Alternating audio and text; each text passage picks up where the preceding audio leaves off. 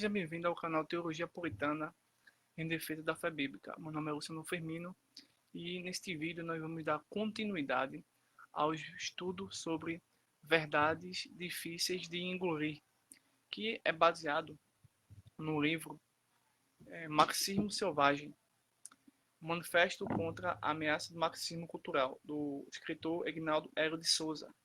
Vocês, tá? Então nós estamos no quarto capítulo. E cada capítulo nós fazemos uma reflexão onde nós pensamos sobre o que foi trabalhado nesse livro. E daí nós criamos esta dinâmica para o nosso canal. Nós estamos conversando hoje a respeito de um tema muito importante que é o marxismo cultural. Em todos esses vídeos, não são vídeos de esperança, e sim vídeos que a princípio são vídeos de desespero, de situações em que a gente não pode olhar para um lado e nem para o outro e encontrar solução, porque o marxismo ou o comunismo está mais vivo do que antes. Então, não é um vídeo, não é um estudo que vai nos confortar, e sim um vídeo que vai nos tentar acordar a nossa consciência para um dos inimigos do cristianismo e da família tradicional. Então, se você não viu os outros vídeos, recomendo você entrar no nosso canal que se chama Teologia Puritana em Defesa da Fé Bíblica. Sempre postamos vídeos novos, tanto bíblicos quanto situações atuais, contemporâneas da nossa época, tá certo? E já é um convite para você. Então, entrando no nosso tema, vamos jurar. Marxismo cultural quer a todo custo acabar com a sociedade de base cristã, centrada na moral judaico-cristã, no direito romano e na filosofia grega. No marxismo, visa sempre atacar quase todos os lados. O marxismo ataca a superestrutura e também a infraestrutura. A superestrutura é representada por escolas, famílias, direito, universidades, igrejas. Então, tem esse nível de ataque que é imbatível deles. Constantemente atacam essa chamada superestrutura. E a infraestrutura é representada pelo capitalismo. Então, eles também atacam o capitalismo. Então, em todos os meios, eles sempre estão atacando. Um grande escritor cristão, A. W. Tozer, disse o seguinte: o comunismo é um inimigo satânico do cristianismo. Aí eu pergunto a você, quais das últimas pregações ou dos últimos estudos que você teve sobre Bíblia, houve algum pregador ou algum professor que, à semelhança de Tozer, disse que o comunismo é o inimigo satânico do cristianismo? Eu, particularmente, ia responder: quase nenhum. Quase nenhum professor, pastor, prega contra o comunismo, contra o socialismo. Tá? É muito difícil hoje em dia ter pessoas que combatam e anunciem que isso é uma coisa terrível para a nossa sociedade e para a nossa família tradicional. Quero agradecer aqui a pessoa que está entrando aqui acompanhando. Então, uma boa tarde para você. Fica à vontade aí, certo? Bem, dando continuidade, alguns pensam que a queda do muro de Berlim provou o fim do comunismo, mas sinto dizer que tal ideia está errada.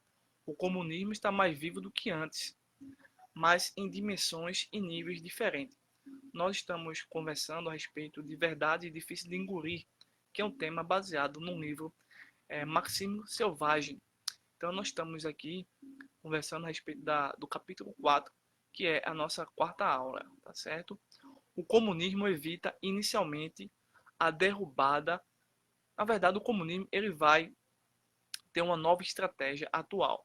Em vez de vir com armas, com munições, tá? Para derrubar o poder atual, evita isso fazendo o quê? Um domínio, uma mudança cultural e nas sociedades e nas religiões. Tudo isso é feito com bastante calma, frieza, cautela, como um verdadeiro assassino em série. Você observa que através de um jogo mental, a religião cristã é a mais abusada e focada em plena praça pública com dinheiro público. Então o que acontece? Muitos eventos que têm ótica com a cosmovisão socialista, quase todos os eventos que temos em quase todas as cidades do Brasil, sempre há algum movimento que faz práticas sexuais, tá, contra objetos sagrados de algumas religiões, em especial a cristã.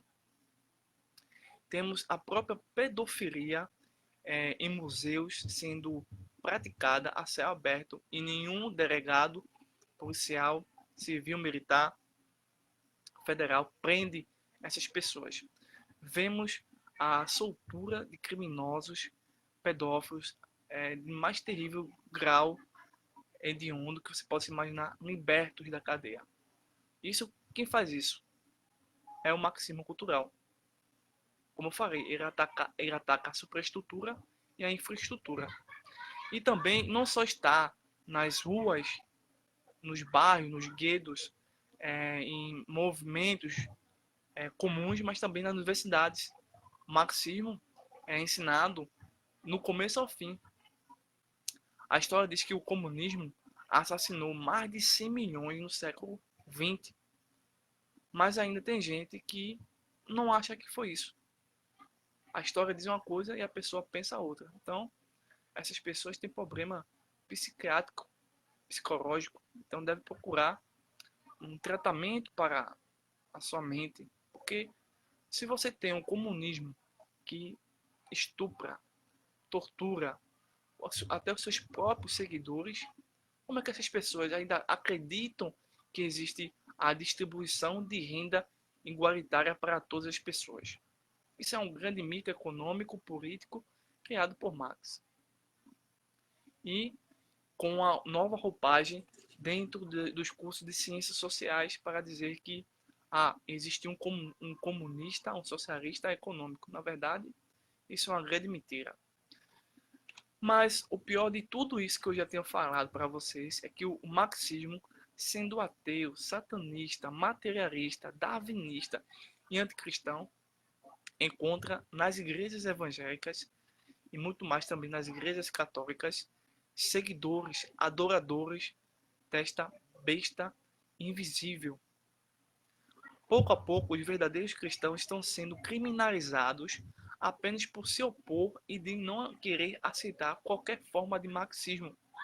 Isso é o resultado de professores da EBD que não eram capacitados décadas atrás. Veio o inimigo e semeou. Por isso, temos um país jogado ao caos.